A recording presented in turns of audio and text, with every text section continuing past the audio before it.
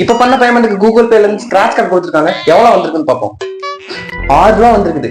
அப்பா நாளைல இருந்து நீங்க வேலைக்கு போக வேணாம்ப்பா. என்னது வேலைக்கு போக வேணாமா? ஆமா போக வேணாம். தங்கச்சி கல்யாணத்துக்கு எவ்வளவு செலவாகும்னு சொன்னீங்க?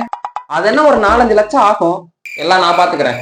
ஒரே புழுக்கமா இருக்கு. ஏசி மாட்டிடுவோமா? ஏசி வேணுமா? இதுக்கெல்லாம் காசு யாரு தருவாங்க? அப்பனா தருவான். என்னப்பா என்னோட ரேஞ்ச பத்தி தெரியாம இருக்கீங்க? எனக்கு ஜிபேல இருந்து 6 ரூபா வந்திருக்கு. இது மாதிரி என்கிட்ட 10 ஸ்கிராட்ச் கார்டு இருக்கு. ஒரு ஸ்கிராட்ச் கார்டுல 1 லட்சம் ரூபாயில இருந்து 5 லட்சம் ரூபாய் வரைக்கும் காசு வரும்னு சொல்லிருக்காங்க. ஒருவேளை லட்சக்கணக்கில் வந்துருச்சுன்னா அதை வச்சு நான் லைஃப்ல செட்டில் ஆயிருவேன்ல.